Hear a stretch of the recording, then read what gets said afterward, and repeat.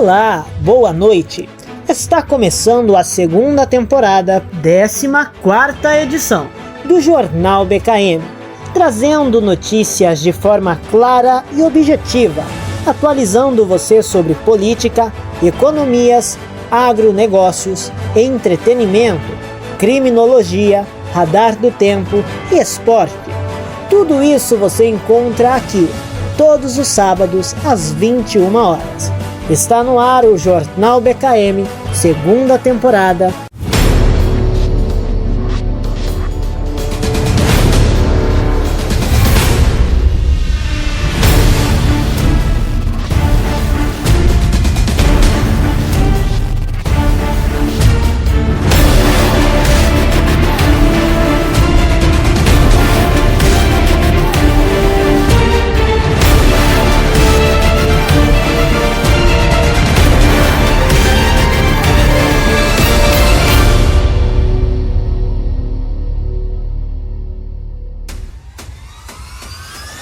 Boa noite!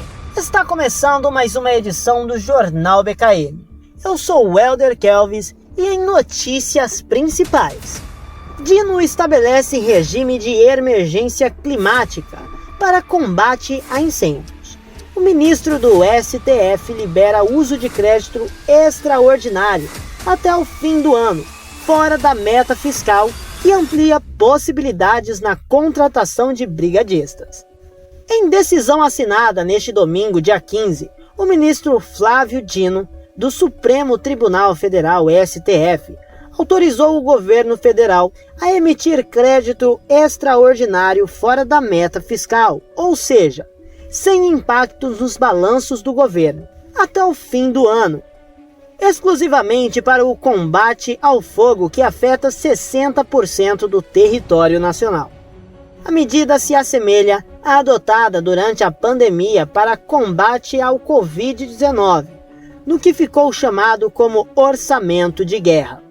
Na mesma decisão, a qual o Vlog teve acesso, o ministro determinou uma flexibilização na regra para a manutenção e contratação de brigadistas, afastando um prazo de 3 meses exigidos hoje na lei para a recontratação de quadros que já prestaram serviços na área.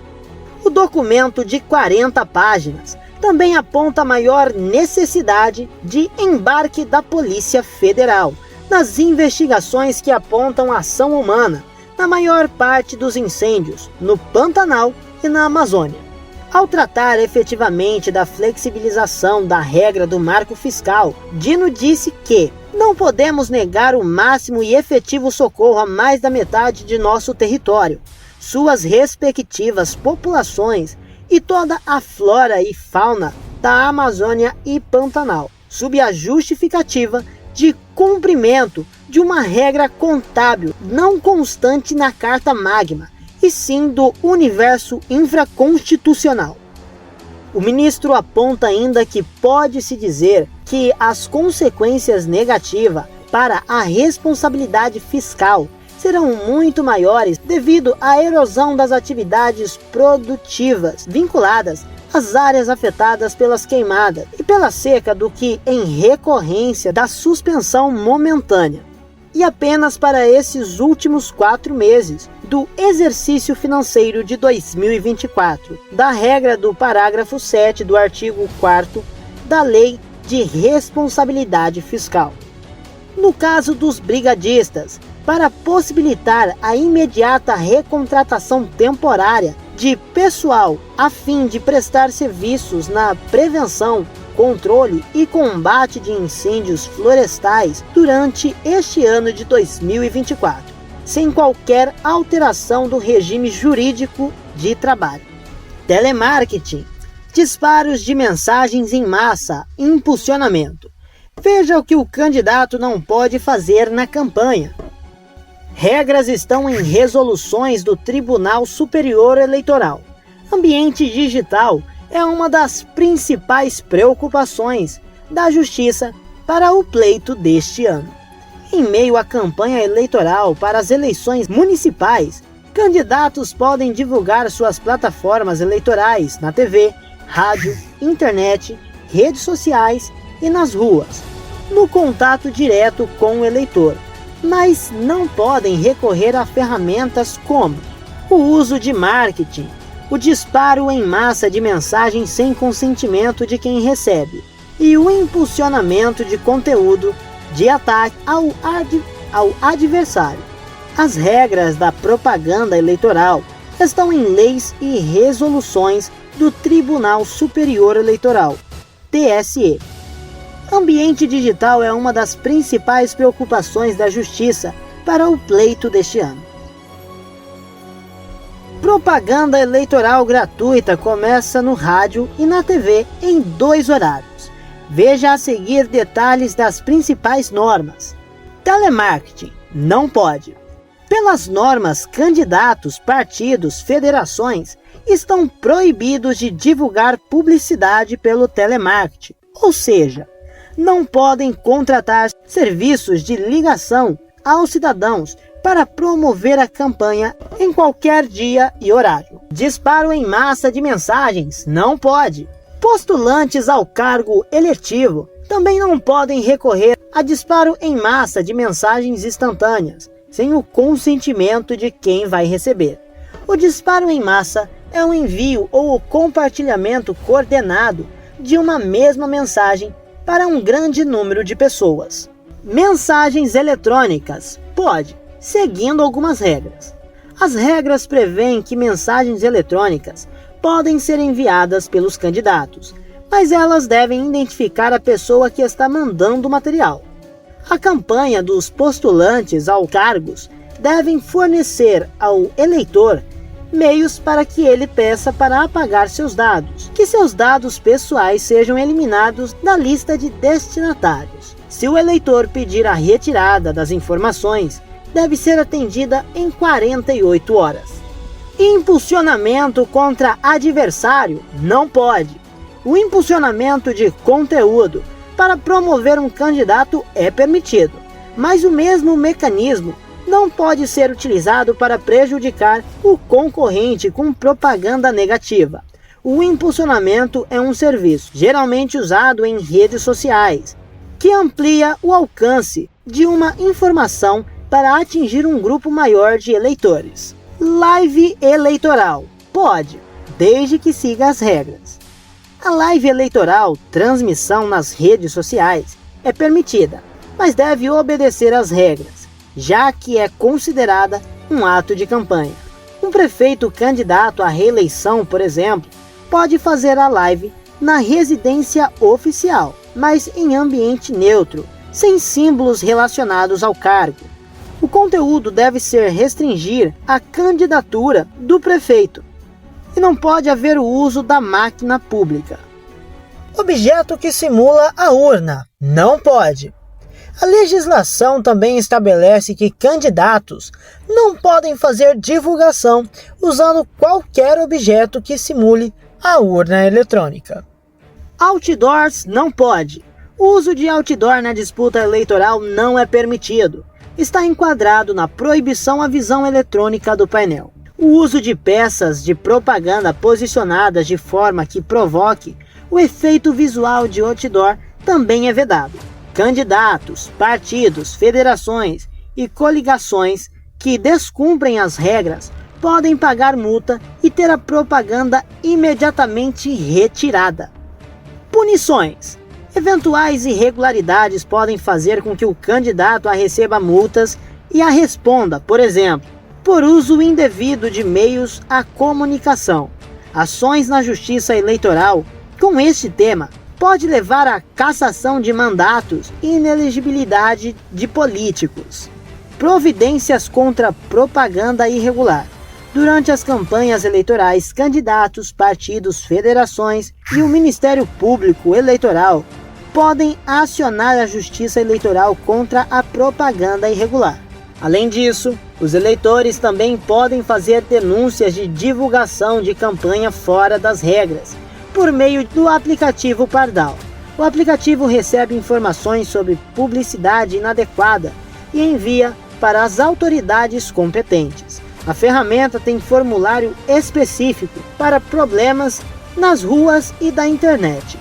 O usuário pode conferir na hora uma descrição específica do que pode ou não sobre o que pretende denunciar. Por exemplo, se a informação é sobre o uso de redes sociais, ele pode conferir as regras para esse tipo de propaganda, avaliando se é o caso de relatar às autoridades.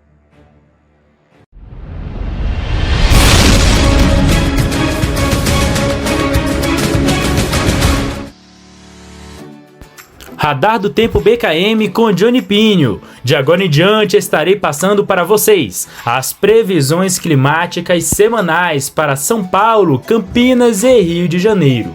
Começando agora pela cidade de Campinas. A terra campineira terá um domingo bastante ensolarado, quente com zero risco de chuva, mínima de 20, máxima de 33 graus.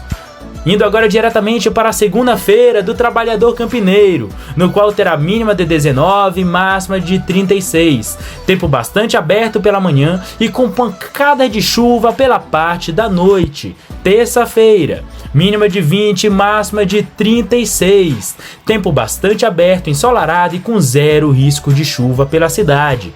Quarta-feira, mínima de 21, máxima de 36. Tempo bastante aberto com zero risco de chuva pela cidade.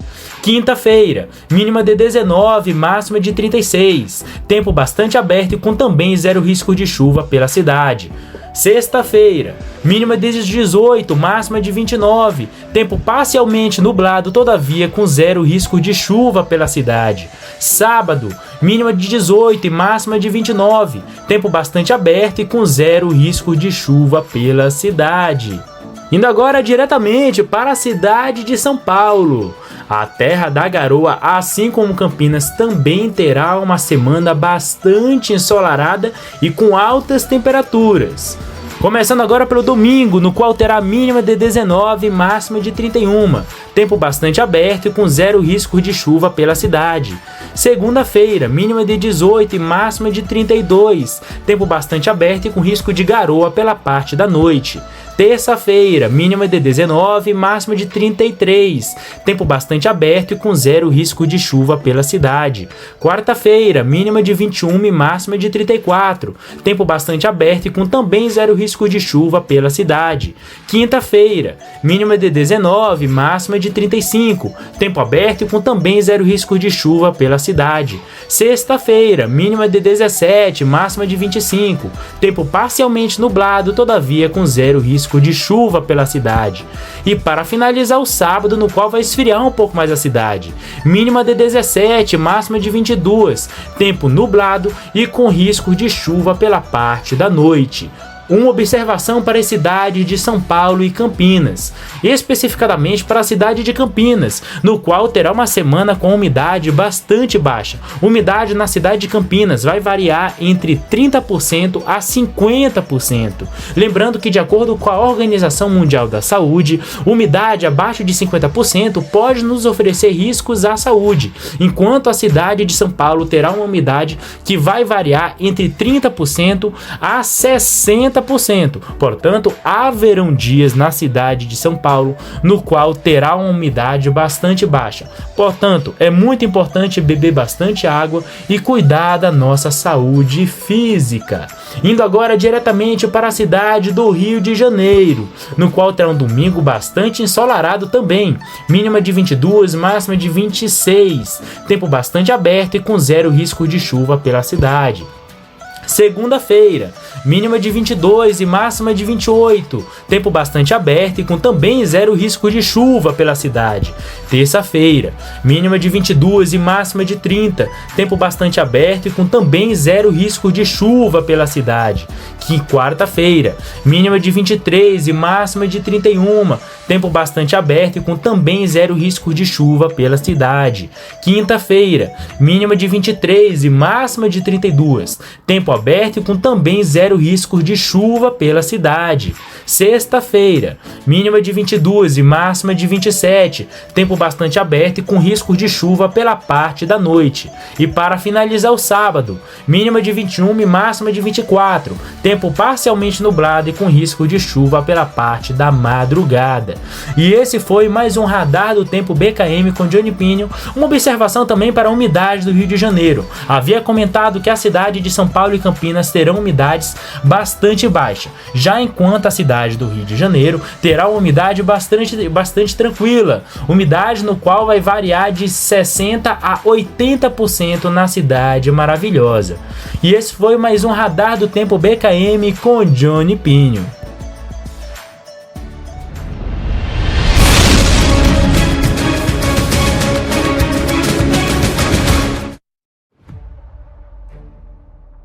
Raio-X da pecuária. A adubação de pastagem é alternativa para pecuaristas em tempo de seca e incêndios.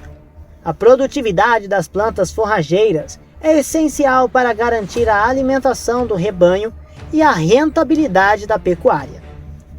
A produtividade das plantas forrageiras é essencial para garantir a alimentação do rebanho e a rentabilidade da pecuária. Mas fatores climáticos adversos como seca prolongada e incêndios em várias regiões do Brasil têm desafiado os pecuaristas. Para enfrentar esses desafios, o manejo adequado das pastagens e adubações tornam-se cruciais, conforme explica a zootecnista Sabrina Coneglian, em entrevista ao quadro Raio-X da Pecuária. Desafio durante a seca prolongada. Coneglian destacou que a seca é um fenômeno esperado anualmente, embora alguns anos seja mais intensa do que em outros.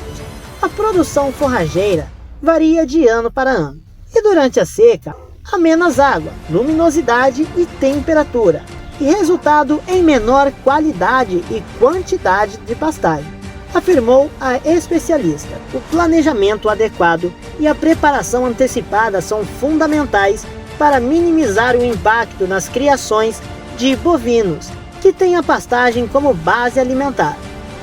Estratégias de manejo para cenários diversos. Diante de combinações extremas, como a combinação de estiagem e incêndio, Coneglian enfatizou a importância de estratégias preventivas. A construção de um perfil de solo fértil. A construção de um perfil de solo fértil deve ser uma prática contínua, com destaque para a análise de solo e a reposição de nutrientes necessários. Além disso, práticas como a gessagem e o diferimento das pastagens, com áreas separadas e adubadas para uso durante a seca, são essenciais para manter a alimentação do rebanho, explicou. A escolha das forrageiras e a suplementação. A escolha das plantas forrageiras também tem impacto direto na suplementação proteica dos animais. Não existe planta milagrosa. O que existe é um manejo correto, afirmou Coneglian. Ela explicou que a adubação adequada das pastagens e a suplementação animal devem ser usadas de forma conjunta para garantir o máximo de eficiência nos nutrientes, tanto na pastagem quanto no suplemento. Monitoramento da forragem e sinais de necessidade de adubação. Para garantir um bom desempenho do rebanho, o monitoramento da qualidade da forragem é fundamental. O pecuarista deve realizar análises frequentes do solo para identificar as necessidades de posição de nutrientes, destacou Coneglian. Esse acompanhamento é a melhor forma de garantir que as pastagens estejam preparadas para enfrentar os períodos mais desafiadores. A adubação de pastagem, aliada a um manejo estratégico, se apresenta como uma solução viável e eficiente para enfrentar os efeitos da seca e dos incêndios, garantindo assim a sustentabilidade da pecuária em tempos de crises climáticas. E esta foi mais uma edição do Jornal BKM Notícias Principais. Eu sou o Elder Kelvis e até a nossa próxima edição.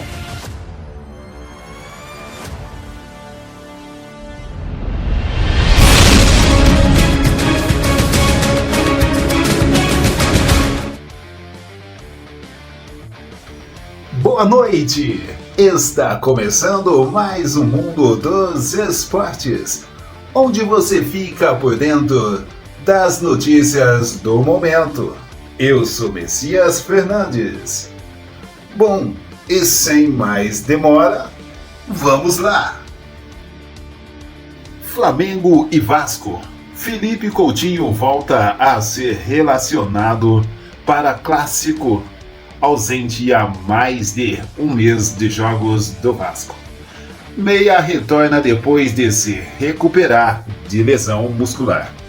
Meia suíço, Maxime Domingues, também pode fazer a sua estreia pelo Cruz Maltino.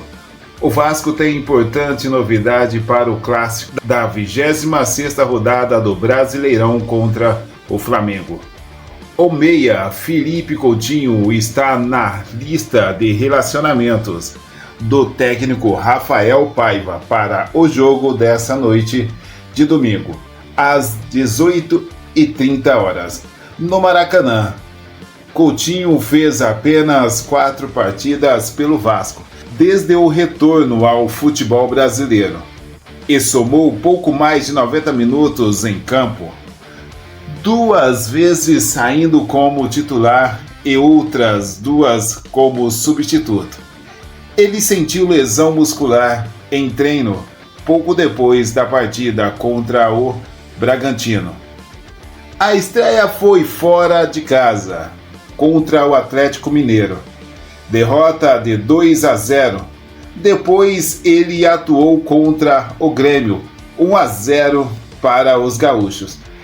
E em 2 empates, 1-1 com o Atlético Goiás e 2-2 com o time de Bragança Paulista. O último jogo do meia de 32 anos foi no dia 3 de agosto. Bellator australiana desafia a Cyborg, mas admite, abre aspas, um pouco de medo, fecha aspas. Sarah Collins, com apenas 6 lutas profissionais de MMA, assumiu posição de desafiante número 1 ao vencer Leah McCourt em Londres. A australiana Sarah Collins colocou água no chope dos britânicos ao derrotar a norte-irlandesa Leah McCourt na luta principal do Bellator Champions Series Londres no último sábado, na Arena Wembley. O triunfo colocou a atleta de 34 anos, apenas 6 lutas profissionais de MMA, no pole position, para desafiar a campeã peso-pena da organização, a brasileira Cris Cyborg. Ela não deixou isso escapar ao dar entrevista logo após o combate. Não caiu a ficha ainda, mas Cyborg, estou chegando, desafiou a australiana. Pouco depois, ao comentar a possibilidade, Colin foi, abre aspas, sincerona, fecha aspas, e admitiu que sente receio de enfrentar uma das lutadoras mais potentes de todos os tempos no MMA. Estou com um pouco de medo, mas vou voltar à academia e treinar duro, declarou a desafiante número 1. Antes de pensar em defender o cinturão do Bellator, todavia Cris Cyborg fará um duelo de campeãs com a brasileira Larissa Pacheco, vencedora do torneio peso-pena da PFL. Em 2023, em evento na Arábia Saudita, Collins está confiante na vitória de sua companheira de companhia para armar o acerto de contas contra ela no futuro. Acho que a Cyborg vai vencer e vai ter que me enfrentar depois, comentou.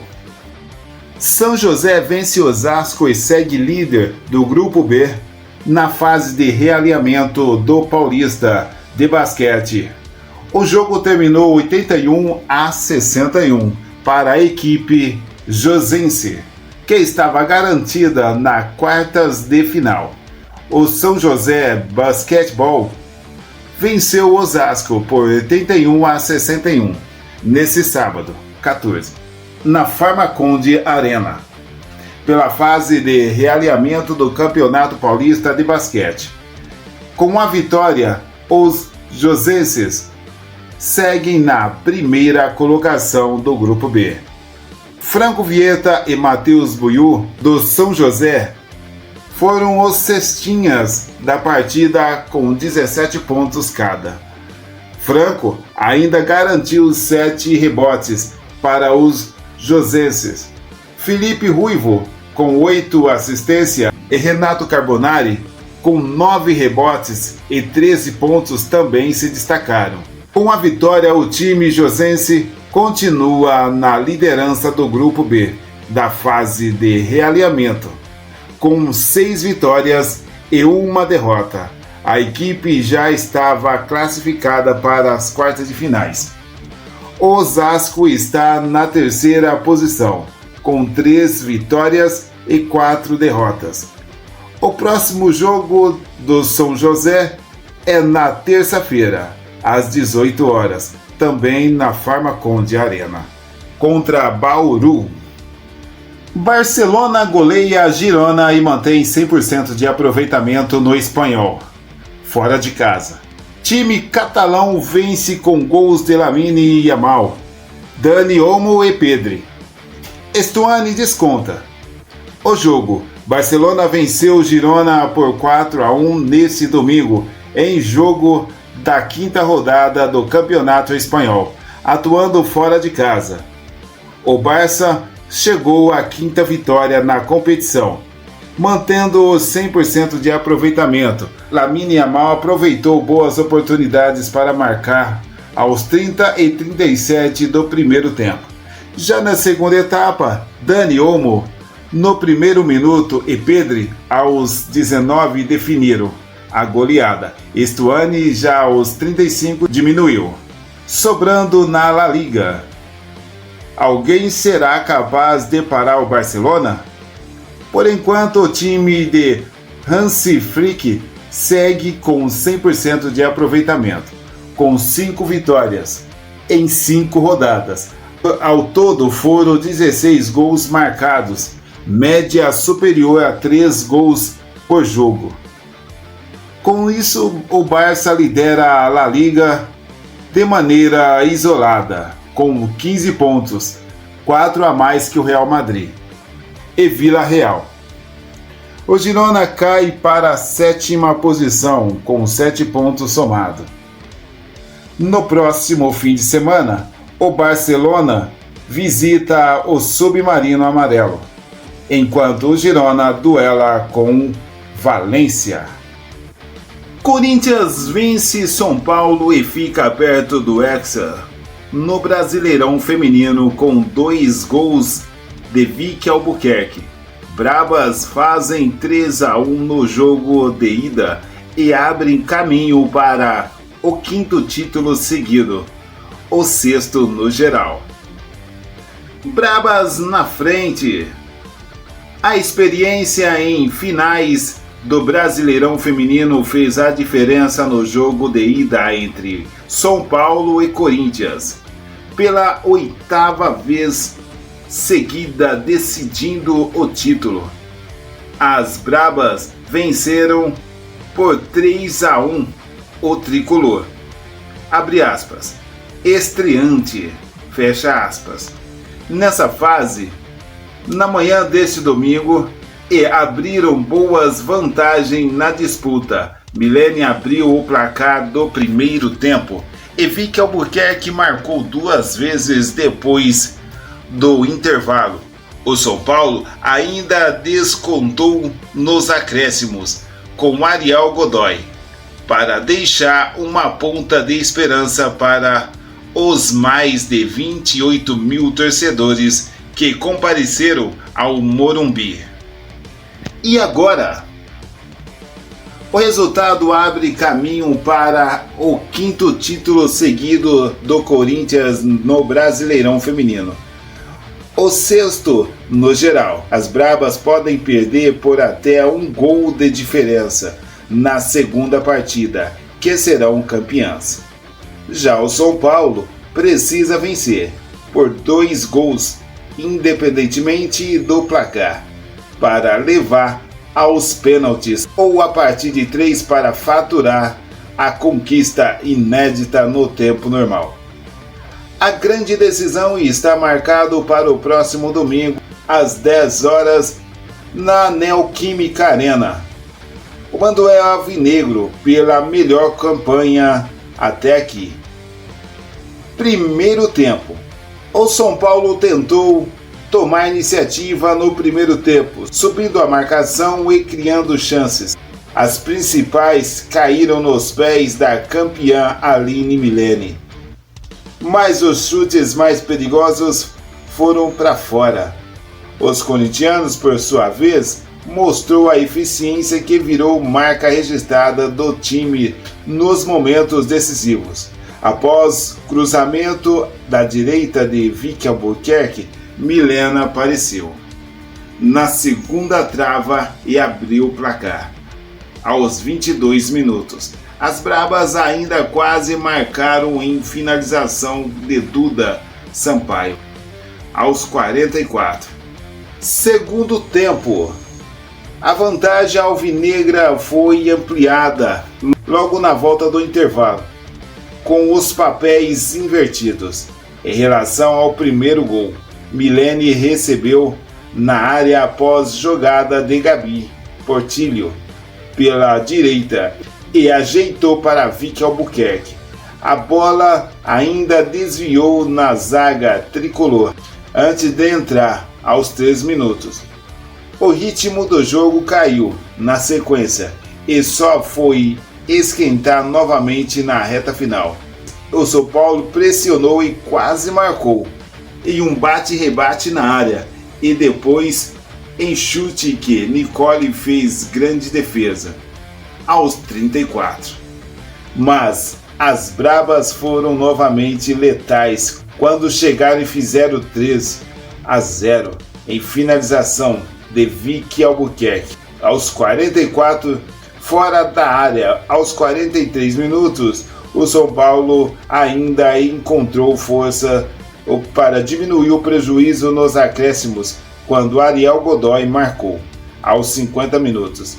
Ao fim do jogo, os aplausos da torcida foram para a entrega das jogadoras do São Paulo, mas quem saiu comemorando mesmo foi o lado alvinegro da disputa, com boa vantagem para o jogo da volta em casa. E essas foram as principais notícias do mundo dos esportes, diretamente do seu Jornal BKM pra você.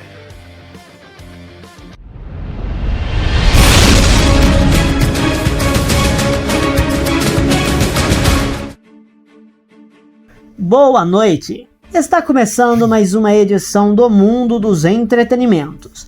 Eu sou o Elder Kelvis. O que são aves de rapina? Espécies, características e curiosidades. Para entender o que são aves de rapina, precisa-se conhecer algumas características deste grupo de animais caçadores e extremamente ágeis. Em primeiro lugar, para entender o que são aves de rapina, precisa-se conhecer mais sobre os animais desta categoria. Nesse sentido, as aves de rapina ou rapinantes são todas as espécies carnívoras. Mais ainda, são aqueles que compartilham determinadas adaptações para a caça ativa. Desse modo, pode-se citar o bico curto e afiado, garras fortes, voo poderoso e sentido aguçado, como visão e audição. Sendo assim, são espécies extremamente ágeis na captura de seus alimentos. As demais prendam animais como grandes artrópodes, peixes, anfíbios, pequenos mamíferos e pequenas aves. No entanto, estima-se que cada agrupamento das aves de rapina tenha uma adaptação para a caça de um animal específico, ou certo grupo deles. Geralmente os especialistas determinam que as espécies das ordens Accipitriformes, águias e gaviões, falconiformes, falcões, cafartiformes, urubus e estrigiformes, corujas, são as únicas aves de rapina na natureza.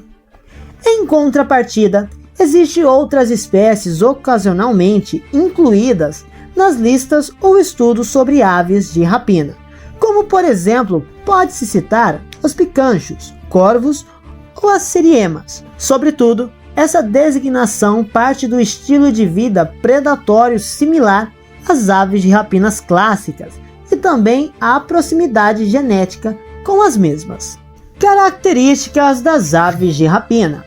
A princípio, todas as aves de rapina são ágeis e eficientes quando se trata de capturar suas presas.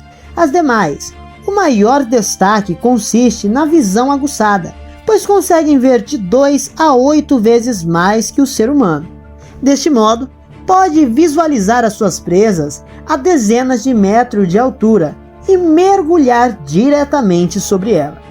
Portanto, são exímios caçadores naturais, de modo que a precisão da captura seja quase perfeita, como por exemplo pode-se citar a águia real, que consegue ver uma lebre a mais de 3 km de distância.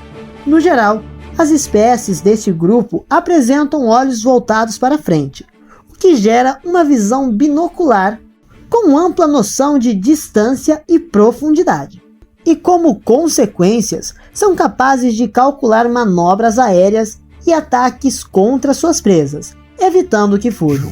Mais ainda, as aves de rapina ou rapinantes contam com uma excelente audição, sendo capazes de distinguir o som de outros rapinantes ou de presas machucadas. Desta forma, evitam competição por recursos e identificam suas vítimas em fuga. Comumente, a característica de maior destaque e notoriedade são os bicos. A partir disso, pode-se diferenciar as aves de rapina de outras espécies semelhantes, porque elas apresentam bicos fortes, curvos e afiados. Em resumo, este é o principal instrumento de caça, porque conseguem rasgar a carne durante a alimentação e matar as suas presas. Apesar disso, o formato do bico e o tamanho varia de acordo com o tipo de presa. Como citado anteriormente, cada espécie de aves de rapina apresenta uma adaptação para tipos de presa ou grupo de animais específicos. No entanto, todos os exemplares apresentam garras igualmente fortes e afiadas, sendo essa a principal ferramenta para capturar e matar as suas presas ainda no ar. Curiosidades sobre os animais. Primeiramente, existem espécies como o falcão peregrino, que chega a atingir a velocidade de voo de até 268 km por hora. As demais, a ave de rapina mais forte da Terra chama-se gavião-rei e existe somente no Brasil, na região da Amazônia. No geral, esses animais são extremamente respeitados pelos povos originários, o que vem como referencial de poder e vitória dentro de suas culturas e religiões. Comumente representam 10% das espécies de aves e a maior parte habita na América Latina. Mas ainda no Brasil existem cerca de 83 espécies diversas que infelizmente correm risco de extinção, como por exemplo pode-se citar a carcará, arpia, águia cinzenta, urubu-rei e falcão mateiro, e o gavião preto. Além disso, as corujas são animais do grupo de aves de rapina. Nesse sentido, a maior coruja do mundo é o bufo real, com quase 2,76 metros de envergadura. Por outro lado, a menor ave de rapina do mundo chama-se falcãozinho asiático, que possui de 8 a 13 centímetros de comprimento e chegam a pesar cerca de 35 gramas. Por fim, uma das espécies de aves de rapina mais curiosas chama-se quebra-osso. Em resumo, esse animal espera que os outros carnívoros devorem os animais para engolir somente os ossos que restaram. Curiosamente, o tamanho não é um problema, porque esta ave é capaz de comer qualquer um. E esta foi mais uma edição do Mundo dos Entretenimentos. Eu sou o Elder Kelvis e até a nossa próxima edição.